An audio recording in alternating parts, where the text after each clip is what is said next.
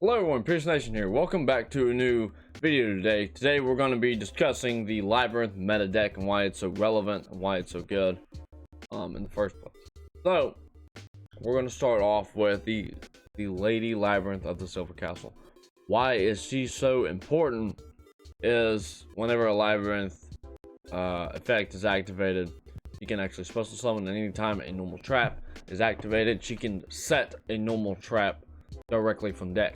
Just a normal trap, not a Labrynth. So she's very good for that. And while you control a set card, she cannot be targeted nor destroyed by card effects, which is very good. So she is a good monster to go into. Lovely lady. Lovely Labrynth of the Silver Castle. Why is she so good? Your opponent cannot activate monster effect in response to your normal trap effects. So like Totally Awesome, any monster you can think of, the effects will not be able to activate. So it is a shame, but it is what it is. And also once per turn, she can target one normal trap in your graveyard and set it to your field. Very broken there. And also if a card leaves the field, if another monster leaves the field, her effect will kick in and allow me to pop a card in your hand, which is very good. She is very hand controlling, and I love it. Archfiend. Archfiend is good because if he can be special summoned off of just a trap card being activated. And when he is special summoned, he will grab Farewell Welcome Labrynth, which is right down here, which will negate an attack, target one card in the field, and destroy it. And it will also negate the attack, and then also it will set a non-Labrynth normal trap directly from deck. Of course, we have a lot of non-Labrynth normal traps in this thing, so it does work. Invader of Darkness. Why are we using Invader of Darkness? That shuts down Runewick. You can't Forbidden Droplet. You can't Super Poly. About all those cards. And one of the best new Telemate card is a Quick Play. And there won't be no more of that. So with Invader of Darkness, you can do that, and you can special summon him easy with the field spell just by activating a non-Labrynth normal trap. Very easy. Stovey and Dragon Chandelier. Why is Stovey and Chandelier so important? Well, Stovey here, they both discard. You send it from hand to graveyard, and you can discard one card. You better hope it's blackjack, but if it's not, it's fine. You can discard one, set one Labrynth spell or trap from hand or deck, and if a monster leaves the field by your normal trap effect, this goes for both of them, Stovey can special summon himself, and Chandelier can add itself back to hand. Very good versatility, and these cards can be made into some pretty good stuff, especially if you're linking for, like, I don't know, probably like Sprite Elf or Dark Drummer, or you have Unicorn, you remove a card and you can make easy Unchained Abomination or Access Code Target. Very easy.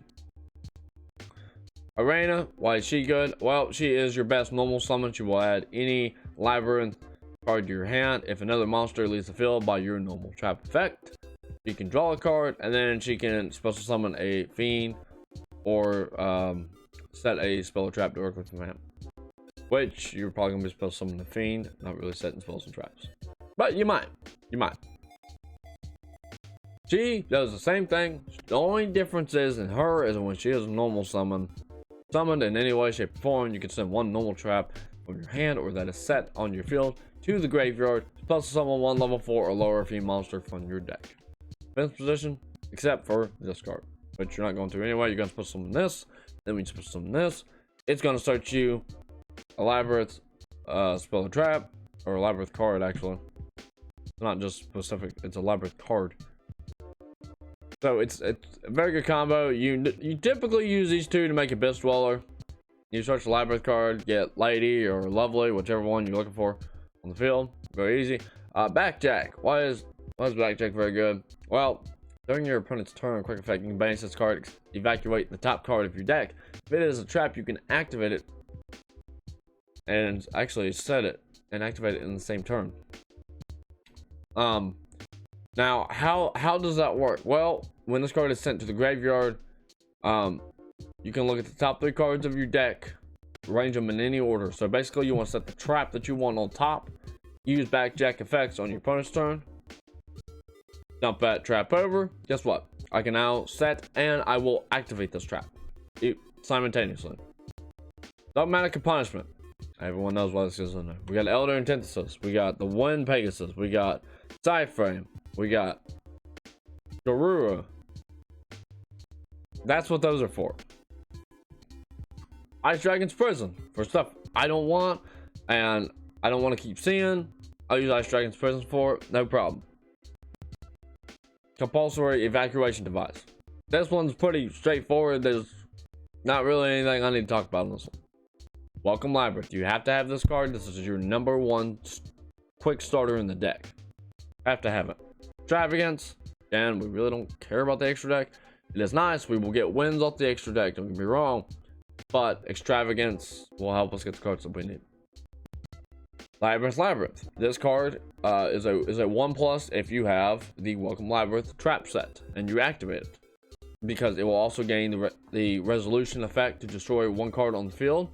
And if you activate a non-Labrynth normal trap, you can special summon 1 fiend monster.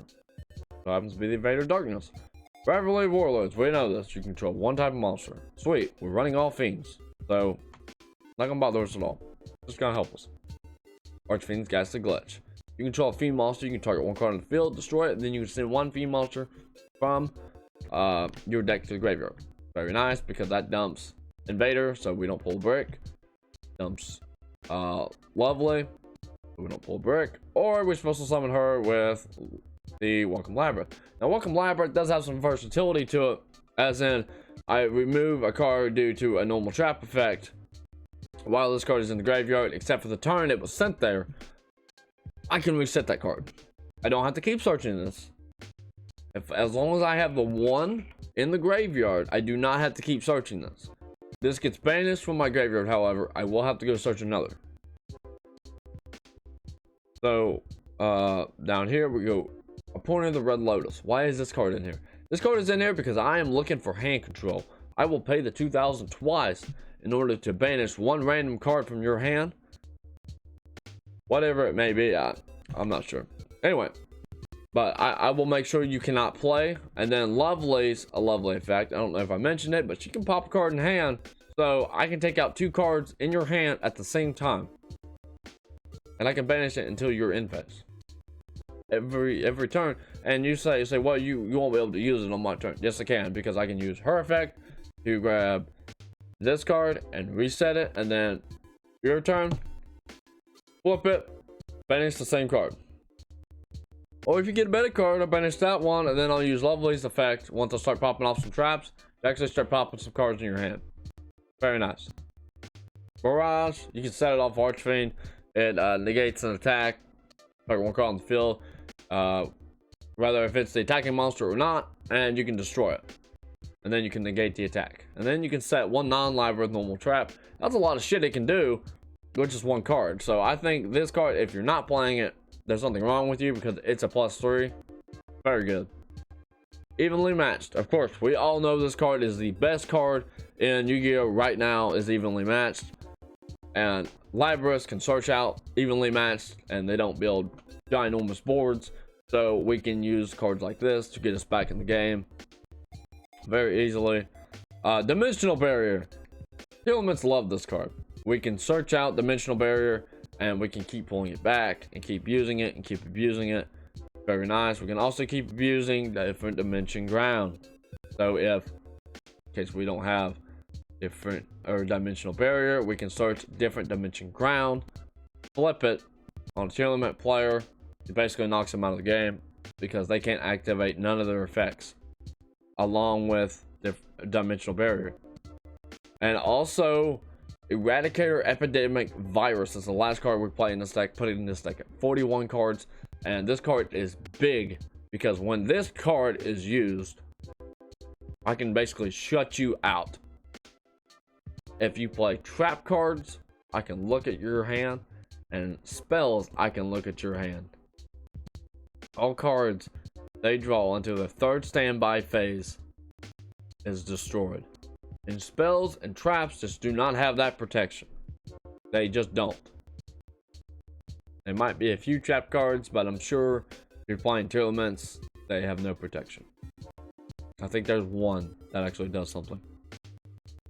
Now with that, we are playing Garura, Eldritch Synthesis, Cyframe, Wind Pegasus, the DDD Divisor King Deuce Machine X, and DDD Wave King Caesar. Caesar is great because he ends the battle phase, in case if I don't have anything, and I can exceed right on top of into this guy. And then Abyss Dweller, we all love Abyss Dweller, don't we?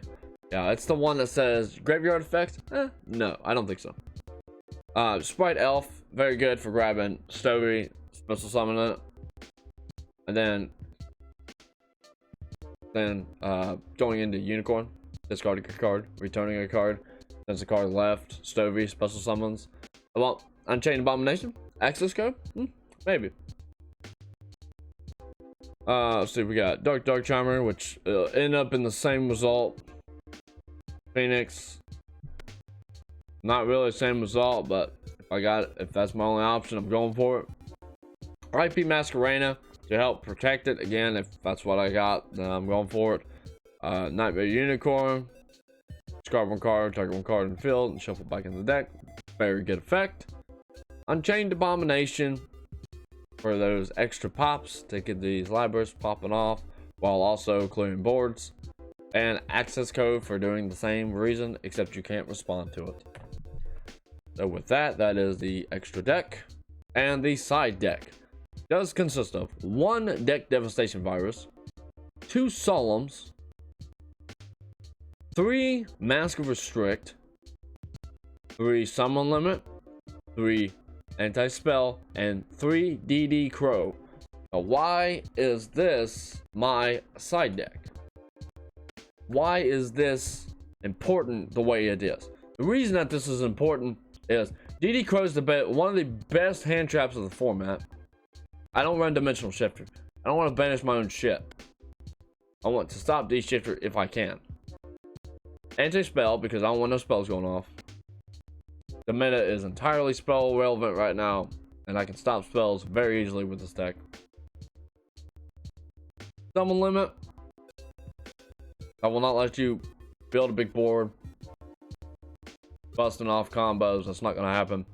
Mask of Restrict, we're going to stop Flan and those other type of tribute decks. Solemn Judgment, just in case. If too many Harpy Feather Dusters, I can decide shut shit in. And Deck Devastation Virus for when I face sprites. I will be able to knock them out very easily. And Deck Epidemic Virus Eradicator is going to finish off the job for sprites. So don't be surprised if you see me playing a deck with Epidemic Virus and Deck Devastation Virus put into it just for sprites, because these are very searchable and they're both normal traps. So this deck is mainly comprised of normal traps. Of course, you've seen in my side deck I have 9 cards that are continuous. Those cards are put in to control the game, to let me get into the game, slow it down, and allow me to attack.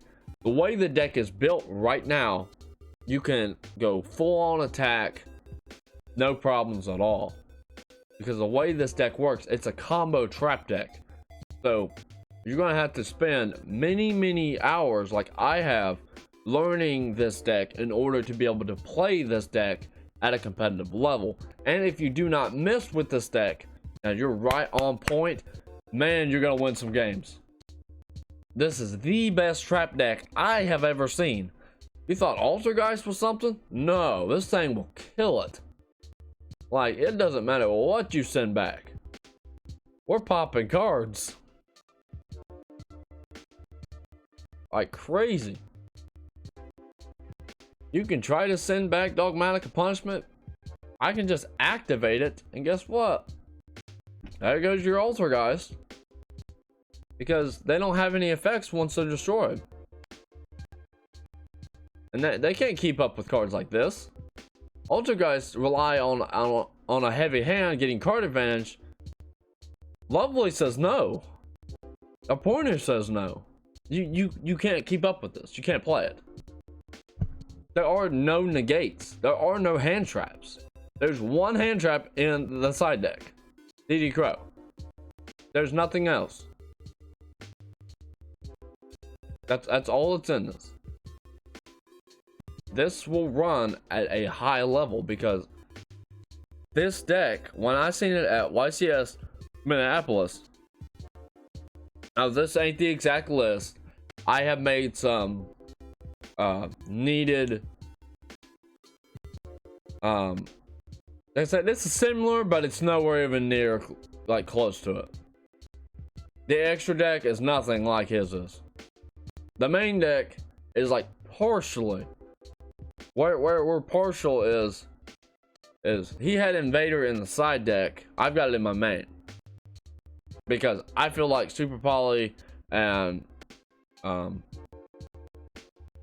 Super Poly Forbidden Droplet, they're just really good against this deck, and if I can pull off Invader and stop those cards from actually activating, we're gonna do that. Also, Branded in Red is a thing, so if I can stop that as well, you know, that helps me push forward a lot faster. Plus, Flandreese does have some quick play spells that they have to play, and I want to stop those if I can. And this deck can make Invader so damn easy.